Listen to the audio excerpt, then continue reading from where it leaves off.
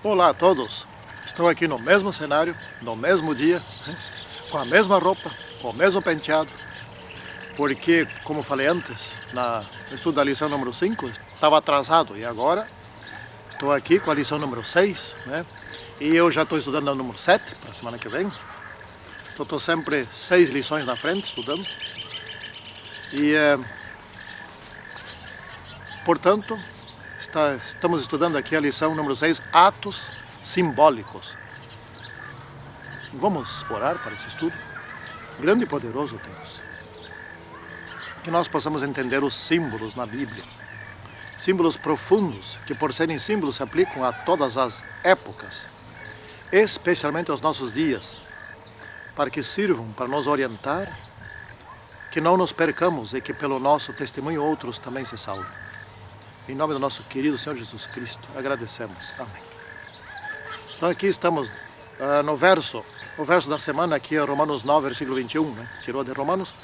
Não tem o oleiro direito sobre a massa, para do mesmo barro fazer um vaso para honra e outro para desonra?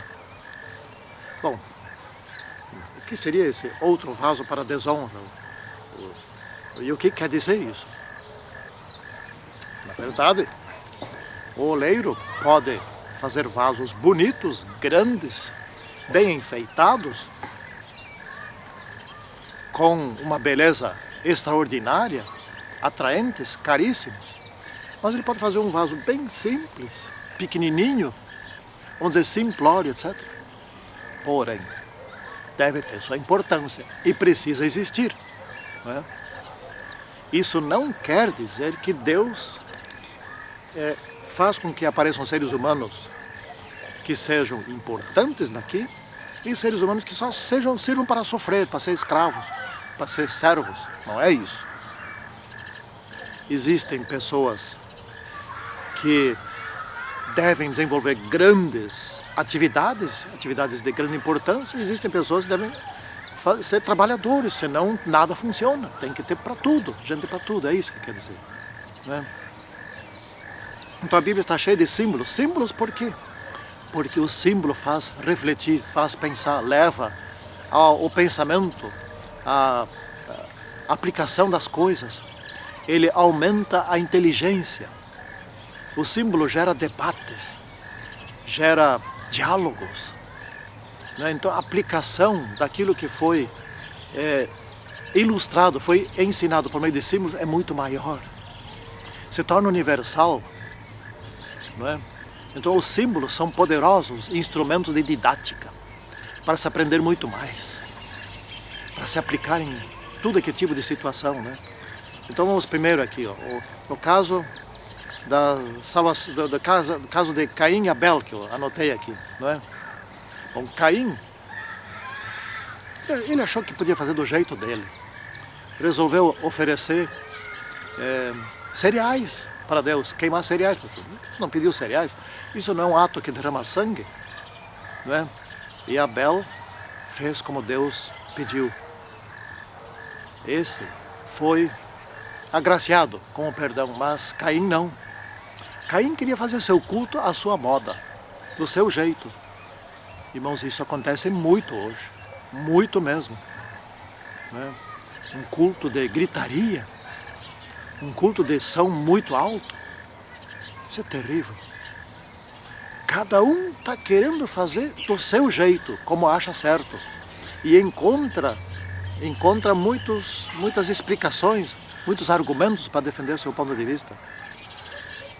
A nossa igreja, infelizmente, está se tornando uma igreja barulhenta. Tempos atrás, nós nos preocupávamos, né? Eu lembro que os pastores se preocupavam. A nossa é uma igreja com muito zoeira dentro da igreja, muita falatório. Quando ninguém está falando antes de um culto, todo mundo falando um com o outro assim, baixo, mas falando. Isso não é mais problema hoje. Hoje seria desejável que fosse assim. Hoje, quando um cantor, um grupo, um quarteto, sei lá o que, nem todos, felizmente, vão na frente cantar, mas faz um nível mais alto em decibéis. Esse é hoje o problema, um deles. Por exemplo, em Números, fala aqui daquela serpente de cobre que Aconteceu lá no tempo de Israel, quando estavam indo no deserto, que das tantas vezes que eles se rebelaram, que eles foram maus, apareceram serpentes e picaram e eles foram morrendo. Então Deus disse para Moisés, Moisés, fabrica uma serpente de cobre e pendura assim no alto, e todos aqueles que olharem para a serpente serão curados. Mas a serpente picou, o veneno da serpente estava matando, agora você vai olhar para uma serpente para ser curado. A questão aqui é a seguinte: aquela serpente lá simbolizava Jesus Cristo. Jesus Cristo não é uma serpente. Serpente é Satanás. Mas aquela serpente, você olhava para ela, simbolizava a fé em Jesus Cristo. Olhava para a serpente que te matou, que te picou para você morrer, e pela fé estava vendo Jesus Cristo que tira o veneno que aquela serpente tinha posto. Então, superior a tudo é Jesus Cristo. Portanto, devemos olhar com fé para Jesus Cristo, né? Aqui temos o caso do barro, do oleiro. Eu já vi como os oleiros fazem. Eles têm uma rodinha ali, e aquela roda vai girando e eles vão moldando um vaso. Fazem tudo que é tipo de vaso. O oleiro decide que vaso vai fazer, conforme querem comprar, né? E Deus... O barro, por exemplo, o barro não questiona o oleiro. Ô oleiro, o que tu está fazendo de mim? Não, o barro não tem nem condições de questionar. Nós não podemos questionar Deus, porque nos fez seres humanos, por que não nos fez anjos, né? Por que não nos fez anjos da ordem mais elevada que existe? Não questionamos. Eu, Sigperto Marx, gosto de ser humano. Que bom que Deus me fez ser humano, me fez um ser humano inteligente. Que bom que Deus não me fez cachorro, nem gato, nem lagarto, nem passarinho. Então eu estou agradecendo a Deus por ser um ser humano, né? E agradeço a Deus porque Jesus Cristo veio, morreu por mim e morreu por todos nós, né? Deus é soberano. Ele respeita o nosso livre-arbítrio, mas quer conduzir-nos à vitória. Deus não nos força a pecar, nem nos força a ser bons. Ele não nos fez automáticos. Nós temos livre-arbítrio, Ele respeita. Portanto, cabe a nós. Mas o que Deus quer fazer? Não tem nada que Ele possa fazer? Tem. Ele quer nos conduzir, Ele quer nos orientar, Ele nos quer dar a sabedoria do alto, Ele quer colocar os seus mandamentos em nossas mentes, para que nós tenhamos critérios para decidir correto. E na medida que formos tomar uma decisão, se pedirmos a Deus, ajude a tomar a decisão certa, Ele ajuda, porque daí Ele não está desrespeitando o livre-arbítrio, né? Aqui, como é que era? No tempo de Israel, eles abusaram do livre-arbítrio. Eles achavam que podiam fazer tudo, qualquer coisa estava correta, né? Por exemplo, na parte terça que diz que eles chegaram a fazer sacrifícios humanos, queimavam incenso a outros deuses, construíam altares para oferecer seus filhos, derramavam sangue inocente. Isso é terrível. Imagina que você seja pai e mãe, você tem um filho de 3 anos de idade. Agora resolve pegar esse filho de 3 anos de idade, leva lá no templo ou no altar, oferece essa criança aos berros em uma chapa quente para morrer pelos deuses, em sacrifício aos deuses. Isso eles faziam. Mas como que pode alguém fazer uma coisa dessa? Sacrifícios humanos, Deus condenou isso terrivelmente. E inclusive ilustrou isso dramaticamente, como isso é condenável, quando ele pediu que Abraão sacrificasse seu filho. E Abraão foi. Mas Deus não permitiu que Abraão sacrificasse. Ele disse, não faz isso, mas nunca, não pode fazer isso. Essa é uma ordem que você não pode cumprir. Eu vou morrer por ti. Não é teu filho que vai ser oferecido. Foi dramática a ilustração que Deus usou para nos dizer que nunca devemos oferecer nossos filhos em sacrifício. Mas eles faziam isso. Depois, Jeremias quebrou uma botija por ordem de Deus, uma botija de água, né? Uma botija de oleiro. Isso simbolizava o quê?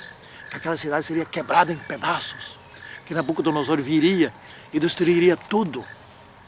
De tal maneira que quando fossem reconstruir, nunca mais conseguiriam restabelecer a glória, especialmente do templo. E foi verdade, porque 70 anos depois voltaram e reconstruíram o templo. E os mais velhos, que viram a glória do primeiro templo, choraram. Não é igual. Não tem arca do concerto, o templo é muito inferior. Esse era o vaso de oleiro. Se quebra um vaso, você pode pegar super bonder, etc., e remendar tudo. Dá um trabalhão, mas pode ser feito. Mas não é mais igual ao original, é inferior. O templo reconstruído foi inferior. Se bem que, no aspecto, ele foi superior, porque naquele templo, Jesus andou em carne e osso. O Deus nosso e deles esteve presente naquele templo. Mas a glória física do templo foi muito inferior. É como remendar uma botija quebrada. E aí vem o cinto de linho. Olha só o cinto de linho. Deus mandou o profeta Jeremias comprar um cinto de linho. Um cinto para colocar, eu acho que aqui em cima, em algum lugar para segurar a roupa. Não sei bem qual era a função daquele cinto, não é? Mas enfim, um cinto tem a função de se incorporar ao corpo do ser humano. No caso, eu sou homem, né, e uso calças, etc. Eu sempre uso um cinto para prender as calças, quanto mais firme, mais frouxo. E os cintos, ele se amolda ao corpo do ser humano e nisso ele se torna útil. Então, Jeremias comprou um cinto e pôs aquele cinto, e andou por lá com aquele cinto. E daí Deus disse: agora, Jeremias, faz o seguinte, vai lá até o Babilônia. Vai até o grande rio de Babilônia, né? E armazena esse cinto numa fenda ali, bem próximo do rio Eufrates. E deixa lá. E Jeremias caminhou 400 quilômetros até chegar lá. E então deixou lá o cinto. Depois de muito tempo, Deus disse: vai lá, busca aquele cinto. Jeremias fez mais 800 quilômetros de volta para buscar o cinto. E foi lá e encontrou o cinto, estava lá. Podre, completamente podre, não servia mais para nada. Qual é a lição desse símbolo que Jeremias devia mostrar para os judeus lá de Jerusalém? Vocês serão levados cativos para a Babilônia, lá na região do rio Eufrates. Lá vocês apodrecerão e muitos de vocês nunca mais retornarão. Vocês serão castigados. Vocês perderão a pátria, vocês perderão o rei, perderão o trono, perderão a liberdade política, perderão a soberania da nação. Vocês se tornarão igual a esse cinto podre, que não serve para nada. Se for espichar um pouquinho, ou for apertar um pouquinho, rebenta em tudo que é lugar. É inútil, completamente inútil. Esse foi o símbolo do cinto de linho. Né? Eu dizia de couro, o cinto de linho. Ah, que tragédia. Né? Deus está falando a nós que nós não vamos àquele lugar aonde está a Babilônia, onde está o mundanismo, onde estão as diversões seculares desse mundo. Que nós nos separemos desse mundo, que nós vivamos em comunhão com Deus. Ó Santíssimos, queridos amigos, seja assim contigo e comigo também, apegados a Deus, apegados ao nosso Senhor Jesus Cristo, nosso Salvador, para vivermos para sempre. Ó bom Deus, abençoe a nós todos, livra-nos das tentações desse mundo maldito e dê-nos a experiência de vivermos ao lado do nosso Senhor Jesus Cristo, como viveu Enoque. Em nome dele que pedimos. Amém. Tchau.